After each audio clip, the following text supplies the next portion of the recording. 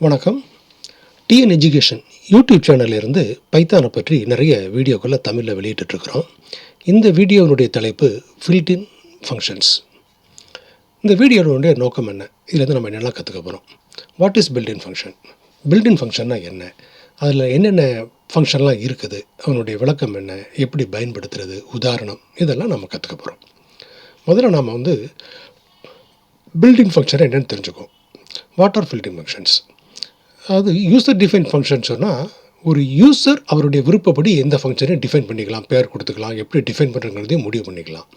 ஆனால் built-in function அப்படின்னு சொன்னால், பைத்தானுடைய டெவலப்பர்ஸ் ஃபங்க்ஷனை டெவலப் பண்ணி பைத்தானுக்குள்ளேயே ஸ்டோர் பண்ணி வச்சுருக்கிறதுனால இதெல்லாம் நம்ம பில்ட்-இன் ஃபங்க்ஷன்ஸ் அப்படின்னு நம்ம சொல்கிறோம். நமக்கு எப்போ தேவைப்படுதோ அதை நம்ம நேரடியாக பயன்படுத்திக்கலாம்.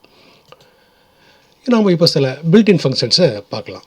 இங்கே நம்ம ஏபிஎஸ்ன்னு கொடுத்துருக்கோம். இது என்ன பண்ணணுன்னா, ஒரு முழு எண்ணாக திருப்பி தரும். இப்போ உதாரணத்துக்கு ஏபிஎஸ் -14.6ன்னு சொன்னால் அதுக்கு ஒரு விடை இருக்குது. 5 அது பாசிட்டிவ் நம்பர் தான் விடை வரும். ஆர்டர் அப்படின்னு சொன்னால், இப்போ ஆர்டர் ஆஃப் ஏ அப்படின்னு கொடுத்தோன்னா, கேபிட்டல் ஏன்னு கொடுத்தோன்னா அதுக்கு சமமான ஆஸ்கி மதிப்பு 65ன்னு வரும்.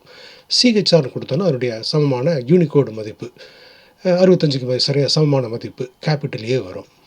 பின் அப்படின்னா, பின்னுக்கு என்ன விரிவாக்கம்னா, பைனரி நம்பர் கொடுத்துருக்கக்கூடிய நம்பருக்கு சமமான பைனரி நம்பர் 2 அடிமான எண்ணை கண்டுபிடிச்சி சொல்லும். டைப்னு கொடுத்தோன்னா, ஒரு ஆப்ஜெக்ட் என்ன டைப்பு, என்ன ஆப்ஜெக்ட்டுங்கிறத கண்டுபிடிச்சி சொல்லும். இப்போ 14.3ன்னா அது ஃப்ளோட்டிங் பாயிண்டா, இன்டிஜரா, ஸ்ட்ரிங்கா, பூலியனா, இதை கண்டுபிடிச்சி சொல்கிறது தான் டைப்பினுடைய வேலை. ஐடி என்ன பண்ணும் அப்படின்னு சொன்னால், இப்போ உதாரணத்துக்கு x = 7ன்னு கொடுத்துருக்குறோம். இப்போ 7 எக்ஸுங்கிற வேரியபிளாக ஸ்டோர் ஆகிருக்கு. இது மெமரியில் ஒரு இடத்துல இருக்கும். அது என்ன லொக்கேஷன் அப்படிங்கிறத அட்ரஸை கண்டுபிடிக்கிறது தான் அந்த ஐடியோட வேலை. ஒரு லிஸ்ட் ஆஃப் டேட்டாஸ் இருக்குது. லிஸ்ட் 1 ஈக்குவல்ட்டுன்னு சொல்லி நம்ம 10, 20, 7, 11, 14ன்னு ஒரு 5 டேட்டாஸ் கொடுத்துருக்குறோம். இதை நம்ம லிஸ்ட் 1ங்கிற வேரியபிளில் ஒரு லிஸ்ட் வேரியபிளை நம்ம ஸ்டோர் பண்ணிக்கிறோம். இங்கே இருக்கக்கூடிய டேட்டா எலமெண்ட்ஸில் இருக்கிறதுலையே குறைந்த மதிப்பு எது அப்படின்னு சொல்லி கண்டுபிடிக்கிறதுக்கு தான் மின் பயன்படுது. மின்னுடைய விரிவாக்கம் மினிமம். இருக்கிற டேட்டா எலமெண்ட்ஸில் எது பெரிய எலமெண்ட் அப்படின்னு கண்டுபிடிக்கிறதுக்கு மேக்ஸ் பயன்படுது. மேக்ஸினுடைய விரிவாக்கம் மேக்ஸிமம். இங்கே ஒரு லிஸ்ட் ஆஃப் டேட்டாஸ் இருக்குது. இந்த லிஸ்ட் ஆஃப் டேட்டாஸை மொத்தத்தை கண்டுபிடிக்கணும், கூட்டி. அதுக்கு தான் அந்த சம் பயன்படுது. எப்படி பயன்படுதுன்னா, பிரிண்ட் சம்னு கொடுத்து அந்த லிஸ்ட் நேமை கொடுத்தோம் அப்படின்னு சொன்னால் கண்டுபிடிச்சி சொல்லிடும். ஃபார்மட்னு ஒரு ஃபங்க்ஷன் இருக்குது. ஒரு நம்பரை a = 12ன்னு கொடுத்துருக்கோம். இதை பைனரியாக கன்வெர்ட் பண்ண அப்படி கொடுக்கலாம். a, bன்னு சிங்கிள் கோட் மார்க்கில் கொடுக்கலாம். அல்லது ஓன்னு கொடுத்தோன்னா ஆக்டலாக மாற்றும், 8 அடிமான எண்ணா. எக்ஸ்ன்னு கொடுத்தா ஹெக்ஸாடெசிமலாக 16 அடிமான எண்ணா மாற்றும். ரவுண்ட் அப்படிங்கிறது ஒரு முழு எண்ணாக மாற்றுறதுக்கு இது பயன்படுது. இதுக்கு நம்ம நிறைய உதாரணங்கள் பார்க்க வர்றோம். பவர், அதாவது 5,2 அப்படின்னு நம்ம கொடுத்தோன்னா அதனுடைய பவர் வேல்யூ கண்டுபிடிக்கும். 5 பவர் ஆஃப் 2 அல்லது 5² அப்படின்னு சொல்லலாம். அதுக்கு தான் அந்த POW பயன்படுது. பைத்தானில் நிறைய மேத்தமெட்டிக்கல் ஃபங்க்ஷன்ஸும் இருக்குது. இந்த மேத்தமெட்டிக்கல் ஃபங்க்ஷன்ஸாக நம்ம பயன்படுத்தணும்னு சொன்னால், பைத்தானுடைய ப்ரோக்ராமுடைய துவக்கத்தில் இம்போர்ட் மேத்துன்னு கொடுக்கணும். இந்த மேத்தில் தான் இந்த ஃபங்க்ஷன் எல்லாம் இருக்குது. ஃப்ளோர், சீல், SQRTலாம் இருக்குது. இந்த ஃப்ளோர் என்ன பண்ணும் அப்படின்னு சொன்னால், இப்போ math.floor 26.7 அப்படின்னு சொன்னோன்னா, இதுக்கு எது smallest integer number, nearest smallest integer number என்னவோ அதை எடுத்துக்கும். அப்போ 26.7ன்னு சொன்னால் 26 எடுத்துக்கணும். சீலில் கொடுத்தோன்னா இதுக்கு எதிர்ப்பதம். இது ஸ்மாலஸ்ட் எடுத்துக்குன்னு சொன்னால் இது லார்ஜஸ்ட் எடுத்துக்கும். இதுதான் ரெண்டுக்குள்ள வித்தியாசம். SQRTங்கிறது ஸ்கொயர் ரூட் கண்டுபிடிக்கிறதுக்கான ஒரு ஃபங்க்ஷன். இப்போ இது எல்லாமே நம்ம பைத்தானில் போய் பரிசோதனை பண்ணி பார்க்குறோம். இங்கே முதல்ல ஏபிஎஸ் ஃபங்க்ஷன் கொடுத்துருக்குறோம். -14.6ன்னு கொடுத்துருக்குறோம். அதனுடைய விடை இந்த இருக்குது. ஏபிஎஸ் -14.6 14.6ன்னு வந்திருக்கு. ஏபிஎஸ் ஆஃப் 5 தான். அப்புறம் ஏயோட ஆர்டர் மதிப்பு 5. ஆர்டர் ஆஃப் ஏ 65, அதான் யூனிகோடு. சிஹெச்ஆர் ஆஃப் பின் ஆஃப் 5 அப்படின்னு சொன்னோன்னா அது என்ன பண்ணுது, பைனரி நம்பராக மாற்றுது. இப்போ 14.3னுடைய டைப்பை கண்டுபிடிக்கிறோம். அதுக்கு floats. G string. True Boolean. இது எல்லாம் டைப்பை கண்டுபிடிக்கிறதுக்கு பயன்படுது. இங்கே நாம் x = 7ன்னு கொடுத்துருக்குறோம். அப்புறம் ஐடி ஆஃப் எக்ஸ்ன்னு கொடுத்தோன்னா 7 எந்த இடத்துல ஸ்டோர் ஆகிருக்கு, அதனுடைய அட்ரஸ் என்ன அப்படிங்கிறது அந்த ஐடி கண்டுபிடிக்குது. அதனுடைய அட்ரஸ் இந்த இருக்குது. இங்கே லிஸ்ட் ஒன் ஈக்குவல்னு சொல்லி ஒரு லிஸ்ட் ஆஃப் டேட்டாஸ் கொடுத்துருக்குறோம். இருக்கிறதுலே மினிமம் நம்பர் என்ன அப்படின்னு கண்டுபிடிக்கிறதுக்கு இங்கே மின் பயன்படுத்தப்பட்டிருக்கு, இங்கே மேக்ஸ் பயன்படுத்தப்பட்டிருக்கு. மேக்ஸிமம் நம்பரை கண்டுபிடிக்கிறதுக்கு, டோட்டலை கண்டுபிடிக்கிறதுக்கு சம் கொடுக்கப்பட்டிருக்கு. மினிமம் எலமெண்ட்டு 7, மேக்ஸிமம் 20, சம் வந்து 62ன்னு சொல்லி காட்டுது. இங்கே அடுத்தது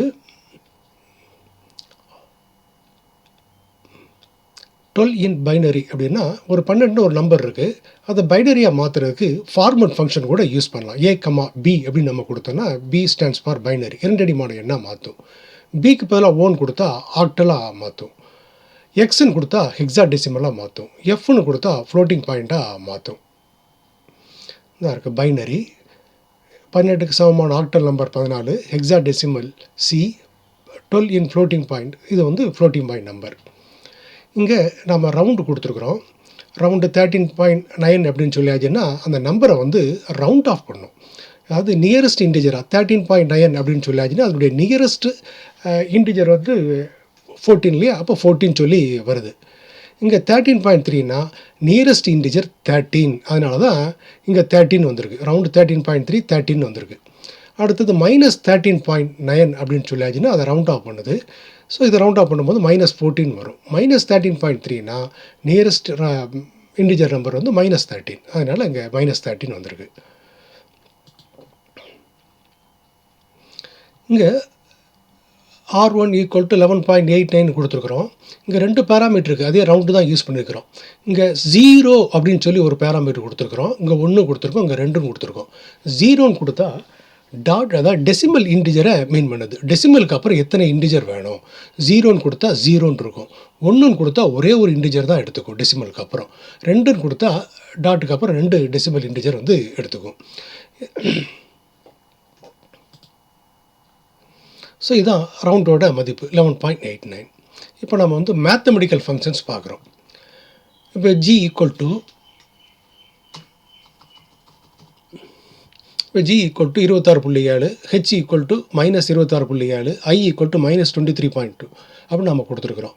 ஸோ இதனுடைய ஃப்ளோர் மதிப்பை கண்டுபிடிக்குது. அதாவது 2 ஒரு ஃப்ளோட்டிங் பாயிண்ட் நம்பருக்கு 2 நியரஸ்ட் இன்டிஜர் நம்பர் இருக்கும், எது ஸ்மாலஸ்ட் நம்பரோ அதை எடுத்துக்கிறது தான் அந்த ஃப்ளோர் பயன்படுது.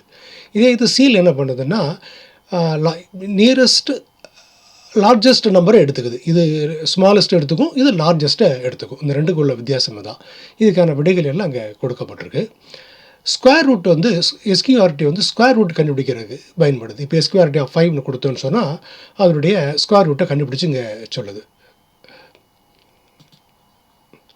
5ஓட ஸ்கொயர் ரூட்டு என்ன இருக்குது அதை கண்டுபிடிச்சி சொல்லுது. இது எல்லாம் ஃப்ளோர், அதனுடைய விடை.